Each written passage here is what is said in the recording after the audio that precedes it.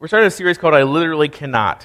And if you don't know what that means, it probably means you're a certain age, because there's a certain age group that does definitely know what that means.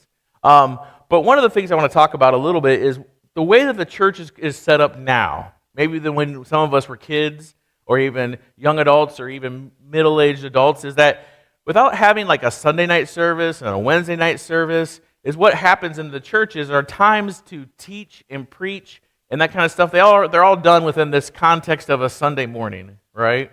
Because that's kind of that's the culture we're in. That's not good or I'm not saying good or bad. It's that this series will be more of a teaching series than a preaching series. And so you'll notice that we're using Scripture, and so it's not like we're not using Scripture, but it's one of those things that I believe is always healthy and good to go through. But because we don't necessarily have an adult Sunday school class that we're going through in the morning, that we don't have a Sunday night service to do teaching, that sometimes on a Sunday morning I'll bring stuff like this because I feel like, hey, this is worth our time as a congregation to go through. But you're going to notice that it's more of a teaching than preaching. And if you're saying, I don't even know the difference, well, then we're good. That was for all the people that might be like, well, wasn't a normal sermon, and I would say, you're right. So that's my warning. That's my cat out of the bag. It's all about God, and it's all about Jesus, because everything we do is, but it'll just be a little different. So I trust that the maturity as I look around the room is at a high enough level that we can make it through it, and we're going to be okay. Agreed? All right. If you made it through that and you're still awake, well, then we're good. All right. Like I said, we're starting a new series today, not even night, and it's called I Literally Cannot. And what that really means is it's designed to tackle the key hurdles that people have to have faith in Jesus. Like, what are the things that people are just like, I just can't get past this, to believe in Jesus with all my heart. And so these are the things that people literally cannot get over when it comes to putting their full faith in Jesus. And so whether they're huge hurdles, say, man, I can't get past many of them, or they're just ways of thinking as they rationalize and think about it that we can't reason our ways past, these are problems that many people in our culture share about belief and specifically faith in Jesus Christ. And so we're going to tackle many topics through the framework of a book called The Problem of God. It was written about maybe eight years ago by our author Mark Clark. And he has it's a pretty interesting book. It just goes through different things. And we're not going to go through the whole book. If you want to pick up the book, there's a lot of information in there. And it's kind of helpful, I think. But today we're going to kick off with the number one thing that people say when they were surveyed in North America. The number one thing that is the problem with having a belief in God that they literally cannot get past. And that's the idea of science. Okay? So a lot of people say, I don't believe in God, I believe in science. Have you ever heard that? Anybody ever said that to you? Yeah. Like co-workers, different stuff like that, they'll say that kind of stuff. And so to get into this, I want to talk about some misconceptions about science and belief in God. First is the idea that to believe in God, you have to check your brain at the door. Right? Some people think that faith just says, don't worry about it. And maybe you even have heard this, but by and large, there's a misconception out there that says, well, you guys don't like to think about things, or Christians, by and large, they have to check their brains at the door, and it's all about belief. And there is a part of it that has to say, hey, there's some points your brain won't get you all the way there. You have to have a measure of faith. Otherwise, they wouldn't call it faith. They would just call it something else. But this idea that religion, especially Christianity, is anti-intellectual. There are people that think that. And there are examples of this throughout the history of the church. But by and large, this is not the truth for Christianity, especially for the 2,000 years it has existed. Now, the university, or the college, as a lot of people will call it, the university is a 12th century Christian concept. Harvard, Yale, Princeton, Brown, and so on, they all started as Christian universities. Now, whether or not they espouse those beliefs today does not reflect the necessary or origin of them and the fact that the university and education is a Christian idea. You know, one of the ways, if you remember, when we moved into Afghanistan, now that seems like somewhat long time ago, one of the programs they had was that they said, we will capture people's hearts and minds. How did they do that? Education. They educated them outside of a closed worldview. They educated women, which was not allowed in that society. And so education has been a point of emphasis for Christians. And so the idea that somehow you have to check your brain at the door to be a Christian is not necessarily true with our history. Also, you look at the words of Jesus in Matthew 22:37. Matthew recorded Jesus' reply. He said, "You must love the Lord your God with all your heart, all your soul, and all your" what? Mind. All your mind. The second misconception I think that some people have between science and faith in God is that faith is completely subjective, meaning it's all different for you, and that science is completely objective. So objective means the idea that, like, no matter who looks at it, they're all going to come to the same conclusion. And so we can observe regularly occurring things that take place in science, and the data we can collect is objective, right? If you sit and watch something happen, how many of you, did you ever do a lab, like you took a science class and you had to do a lab, right? And you recorded your results, and the idea is like you would do the experiment multiple times and then say, okay, this must be the case because here's the consistent data. Like, that's objective. It doesn't matter who you are. You can see this happening with your eyes.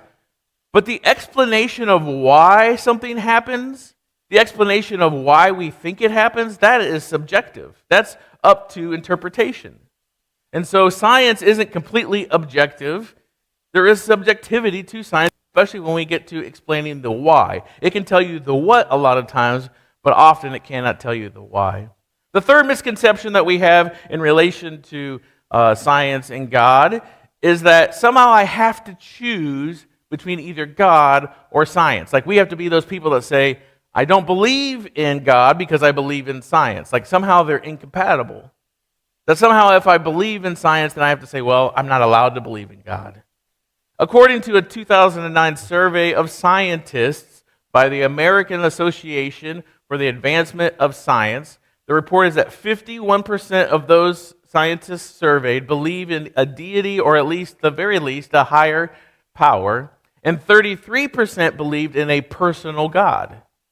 Now, it doesn't get into which personal God they believe in, but that's something they believe in. And so the idea, I think, that what we've shown through this in just a quick snippet kind of deal is that you can totally believe in God if you believe in science. In fact, you're in good company because 51% of scientists surveyed do. And so these are the three misconceptions that we just wanted to run through: that Christianity is anti-intellectual, that you have to check your brain up the door, that science is objective completely, and faith is only subjective, and that if you believe in one, you cannot believe in the other. Let's just make it clear that Christianity is not at odds with science. Despite the press clippings and the headlines, and maybe you've either read it or you've been told that, that's not the reality. The reality, I think, is that the facts of science are not at odds with the faith of Christianity. You might be saying, like, why do I need to know this? Like, I don't know this. You know what? Even if you don't wrestle with this yourself, there are people that you know that I bet do. And if you don't know anybody that does, well then, hey, you get to sit here and listen, and you can help out other people who have that concern. Now, of course, we don't have time today to go through like every single scientific theory and possibility and compare it with like faith-based Christianity, but there are a few things that I think leads towards the conclusion that science is not at odds with the faith of Christians. First, we have we have kind of this idea of a worldview. You ever heard of a Christian worldview, or someone says, I have a Christian worldview, or I have my worldview is constructed through my parents, or through my upbringing, or different things like that? Like, the idea of a worldview or a biblical worldview people will talk about. This is the idea that how you view life and the things that happen in it, you see through a certain frame to explain it, to say, here's what I saw and here's how I understand what it to be. That would be your worldview. I don't think any Christian would have a problem saying that they have a position of faith, right? That's kind of the idea. It's like, I'm a Christian, I'm a person of faith. We even ask people that question, are you a person of faith? You ever heard someone ask that question, or maybe you've asked that question to people? Now, I don't think any Christian would have a problem saying that, but many who are either atheistic or agnostic say they don't have a position of faith, and they don't need a position of faith, some of them would say, But the reality of it is each of us, regardless of what we say we believe, we do have a position of faith. Whether it's Christianity, whether it's atheism, and especially as we dig into things like Darwinism and naturalism, we find that these are worldviews and they are constructed with some facts, but they're mixed with inferences and deductions to interpret those facts. When they get to the why it happened, there's a little bit of faith in there that things worked out the way that they expect they did. Now, an atheist might not call what they believe a position of faith, but it is a philosophy that is the lens through which they view and understand their world. And honestly, it'll give you somewhat of a bias. Almost everybody has some sort of bias. A bias means I have a natural inclination, or maybe unnatural, but I have an inclination to look for what I already believe, right? One place that bias shows up quite often is where? Kids, right? I don't know how long it takes until you start thinking, I just have the smartest kid in the world. Like, either we're just great parents, or they were just born a genius, or all of the above. And, it doesn't take long till something happens where you're just like, well, maybe they're not that smart. But anyway, usually what happens, though, is you have bias towards your kids. In fact, studies will show that by having your first kid, your IQ drops. And they attribute that to the fact that there is a bias that's created naturally within us to say, I'm going to love that kid, and I'm not going to see all their flaws, or I'm not going to see most of them, or see them as big hang-ups compared to what I love about them. And so that would be a bias. Now, what's interesting is there's a biologist from Harvard. His name is Richard, I think it's Lewontin. He admitted that he and other scientists he works with, they prefer atheistic, naturalistic explanations for what they find, for everything, even as far as going to say that he and the scientific community, he says, we have a prior commitment to materialism. It is not that the methods and the institutions of science somehow compel us to accept a material explanation of the phenomenal world, but on the contrary, that we are forced by our a priori, that means like our previous decision, our priority decision, that we were going to have an adherence to material causes. We cannot allow a divine foot in the door. What he's saying there is like, we've decided before we even get to some of the science that we are going to hold an atheistic view, and so when we view things, that's going to shade our explanation. He's saying, so we don't even allow that thought to even enter our minds because of the fact that we have a priority on material causes. So that's an admission. The same way that we would probably admit that we go into things, if you're a Christian and you view it from a God frame of view, that said, oh, I see God there, because we have that bias. Now, what's interesting in the book, The Problem of God, Mark Clark tells the story of a nurse. And she was told as a nurse to keep her thoughts about God, to keep her religion, to keep her faith to herself. She was told, there's no need for that in your job. Keep that to yourself. And it's interesting because the same doctors who told her to keep her religion to herself had to pass on the news of someone passing to their loved ones in the lobby. And she heard them say at one point in time, at least they're not suffering anymore. And she said, how do you know that? How do you know that they're not suffering anymore? Like the idea that we don't suffer after death is a statement of belief. Because unless you've been there, you don't know. And if you've been there and you know, unless you're Jesus, well then, I don't know that you've been there. But the reality of it is she said, how do you know that? That's a statement of faith about an ideal about what happens after death.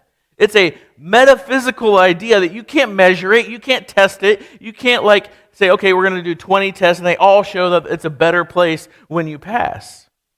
And so it's not something that you can prove, and so that is subjective. We all have faith positions, and we need to be aware how they impact the way that we interpret the things of life. Even something like the Big Bang Theory. Now, I'm not talking about the TV show. I'm talking about the actual Big Bang Theory. Sometimes you mention that and people freak out. Their hair catches on fire or something. They're like, don't talk about it. We don't have to be scared of these kind of ideas, I don't think.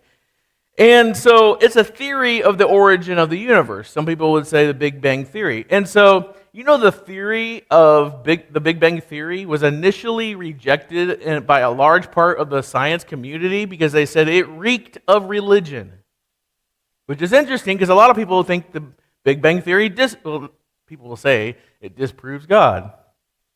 But why did people early on say it reeked of religion? Because it does not sufficiently answer the question of what caused the Big Bang. It just says there was a Big Bang. Something doesn't come from nothing, does it? No. A few years ago, a friend told me this story about how she was at work, and she was at her office at work, and like everyone had gone home, and she started to hear this knocking. It was kind of faint. And she looked back at the only door to her area, and there was no one there, and she didn't see anything. She keeps looking around a little bit, like, where is that knocking coming from? And she just thought, like, okay, there's this knocking. There has to be something doing it, right? That serves to make sense. Now, one at a time, she checked each room in this building. She checked all the doors in the area to find what in the world was knocking. What in the world was it? Was it a ghost? Was it someone playing a trick? Was she hearing things? It had to be something causing the knocking. Well, she finally checks all the doors, and she walks past a walk-in freezer, and she hears this light knocking, and she opens the door, and there was her daughter because she had locked herself inside on accident. It was out of school. Something doesn't come from nothing. Knocking doesn't randomly happen, and the Big Bang doesn't account for what caused it to appear and to happen. It raises many questions for science as it does for faith in God, because we are still left to ask the question, who started it and why? Why did they start it? Now, another aspect to continue is that there are different types of science. There's observational science that can produce regular, repetitive results. It can be measured and it can be proven again and again that this is the results of science. But much of our worldviews are tied to origin and forensic science that look at the current evidence as we see it today to try and figure out the past, right? It's almost like a detective, right? A detective looks at the clues and then tries to determine what has happened in the past. It's the reality and the hard part of it, though, is it only happened one time, right? Like there hasn't been the creation of earth multiple times over again. It happened one time. And so you're trying to look at something from today, and you have to interpret the evidence. Did you ever do a science fair project? Anybody ever do a science fair project? Yeah? A few of you, yes. A few of you, no. That's when you went to school and you had like that 3 thing of poster board, and you'd put like your hypothesis, and you'd put your experiment, and you'd have your control group, and you'd have your experimental group, and then you'd have like your conclusions and all that kind of stuff, right? And so I did one in 6th grade, and I took seeds, and I put half the seeds in glasses of water and half the seeds in damp paper towels to see how they would grow using soil alternatives. That's what I said. That was the fancy tile I put on it, right? And I probably thought I was like Joan de Salk or Albert Einstein at the time with his great experiment about seeds. But that is operational science, where you can reproduce those results time and again and measure them. That doesn't happen with the Big Bang. The Big Bang happened one time. The origins of science, the origin science, the whole category of that, we can't reproduce them at all. And so a third thing to consider, is the heavily favored idea that naturalism or evolution, as proposed first by Darwin, that a belief in this disproves God. Someone who says that it disproves God typically has taken someone else's word for it. They haven't looked at the science. They've just said, well, here's the conclusion, here's the things that they came up with, and so they say, I can't believe in God, well then I believe in that. So why does evolution disprove the existence of God?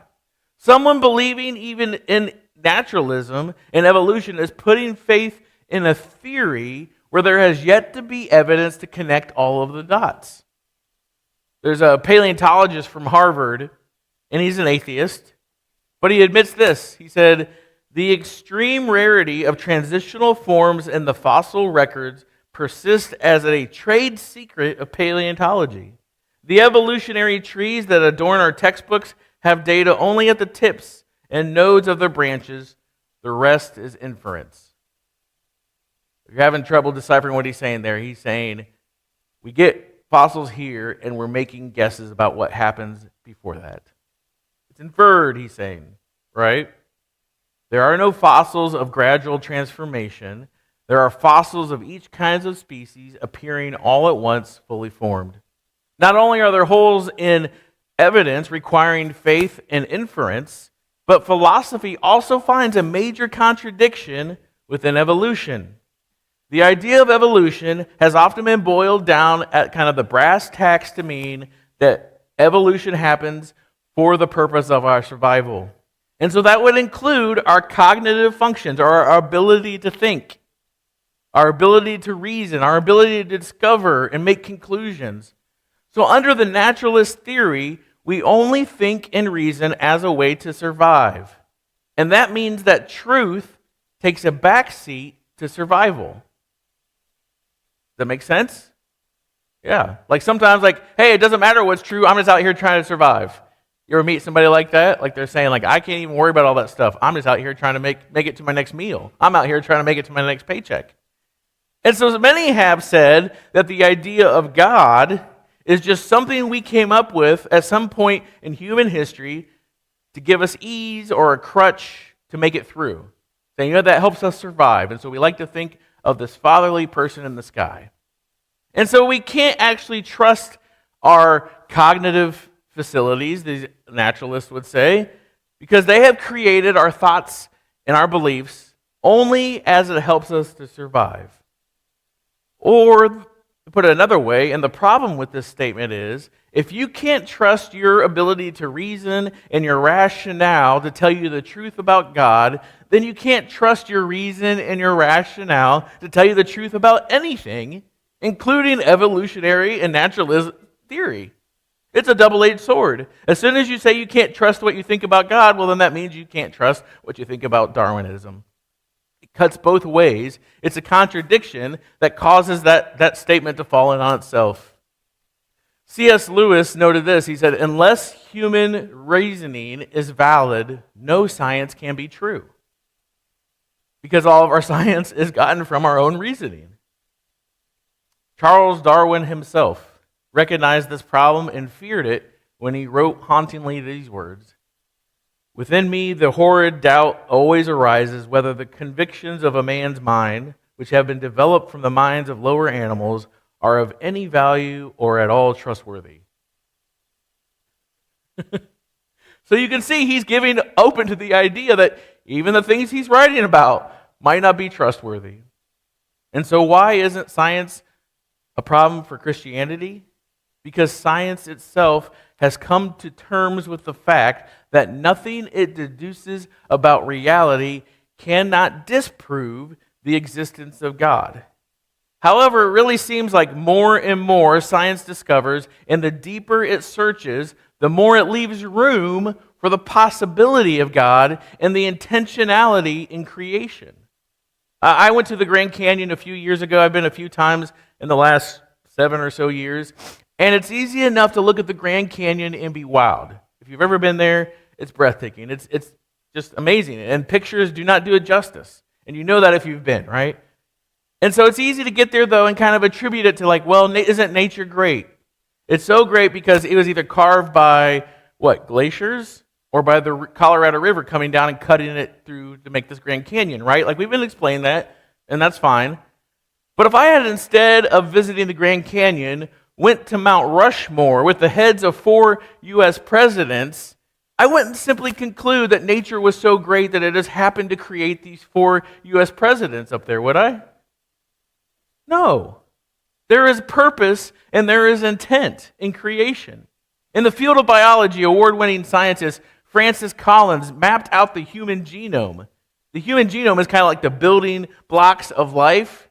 And he attributed that work to drawing him to the conclusion that there is a God.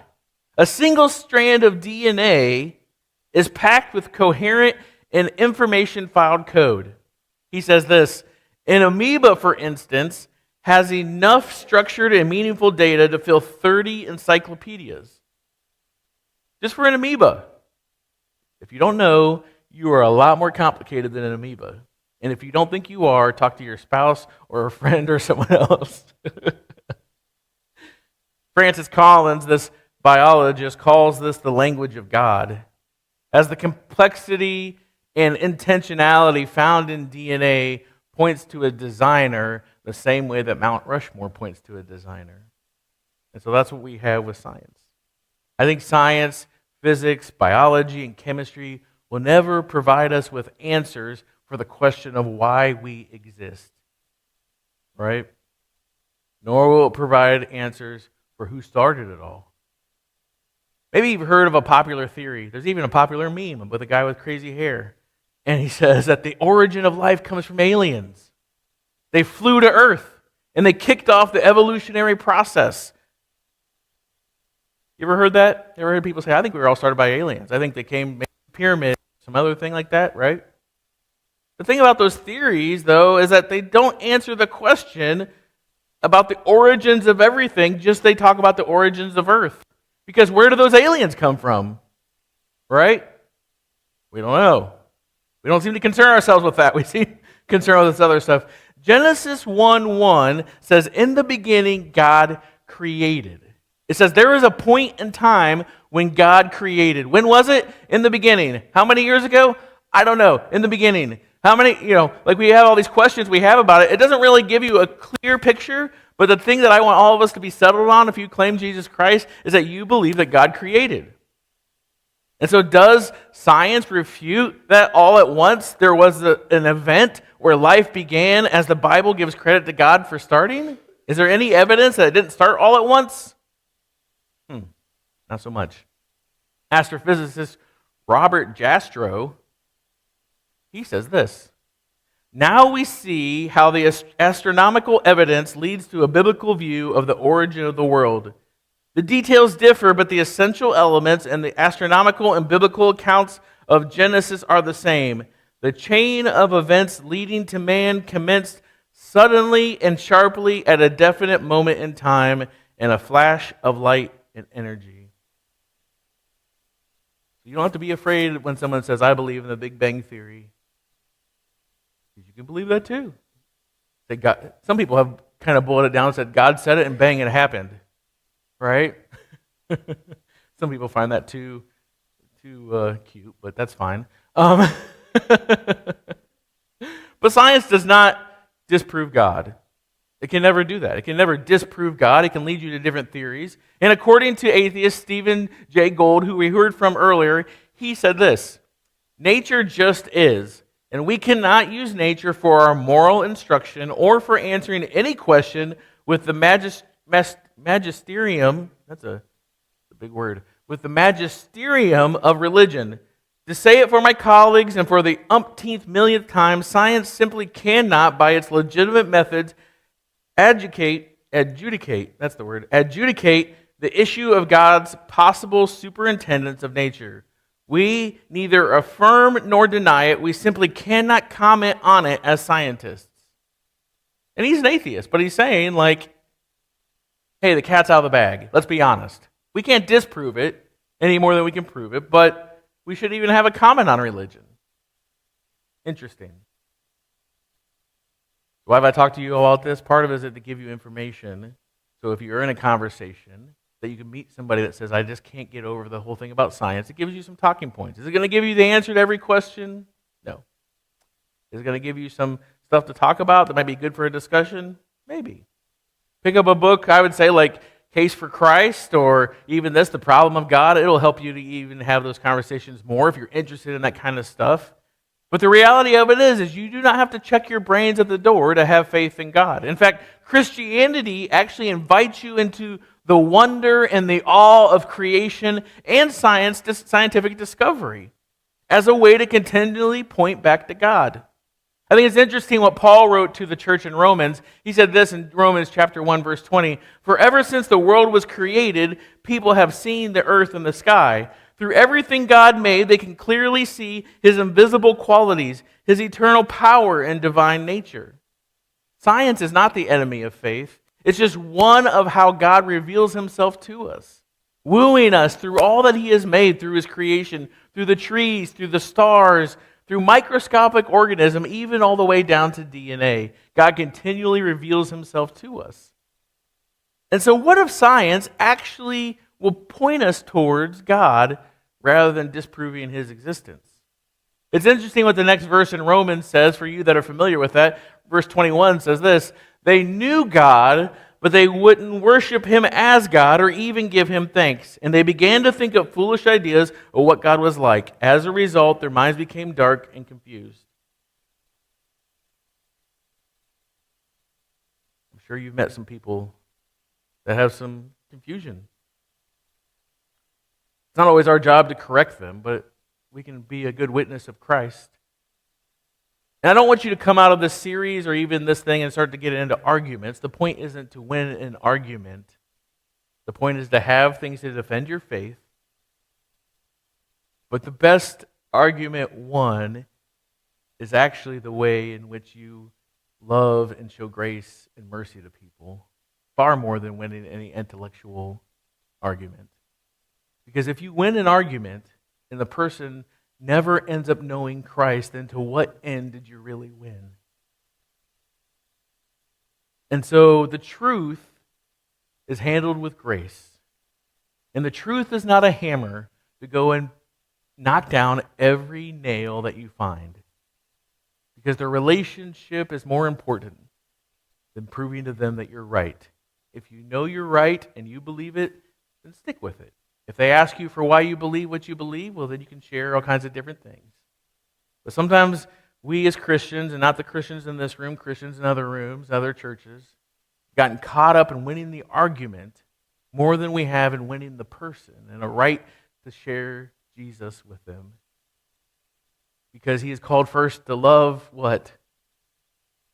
Love God and love others.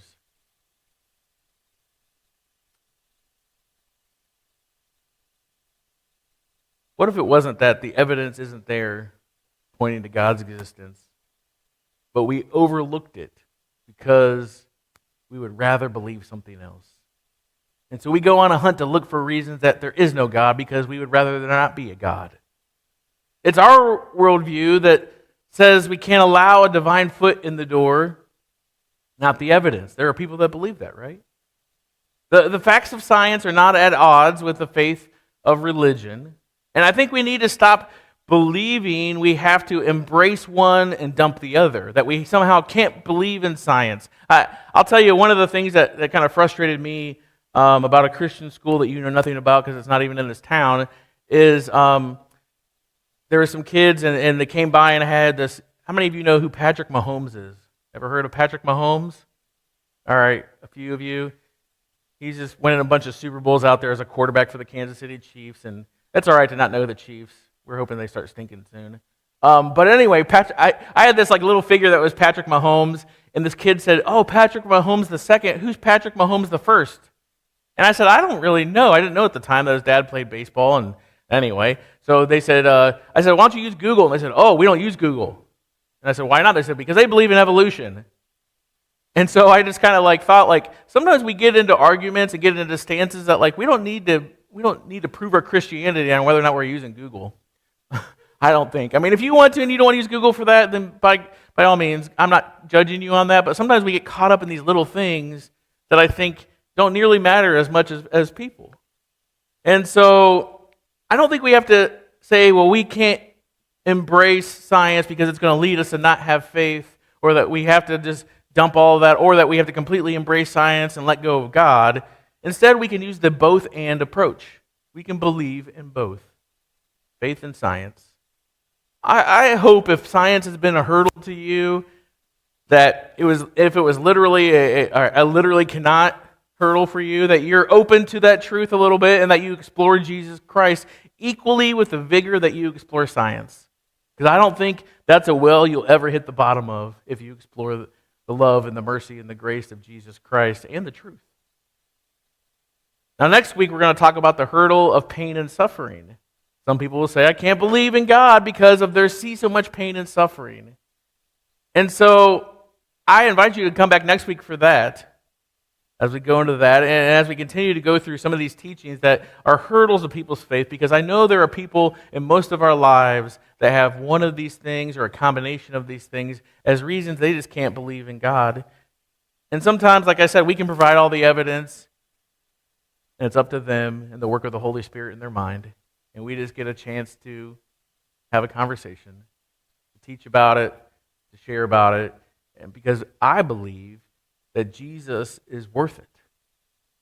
And I believe that he has the best life available for anybody, and he created them with purpose. And that purpose isn't found in rejecting him because one of these other things, but we don't have to run away from these questions and be like, oh, well, just have faith. And maybe you've met people that in your life, and I don't want to say like they had bad agendas, but sometimes we don't need to be afraid to have conversations about things that sometimes seem like elephants in the room. We should talk about them and be honest and be real. There's no better place to be real and be honest than in church. We should be able to be ourselves and know that we are fully known and fully loved by God and as well by his people. So you stand with me? Let's pray.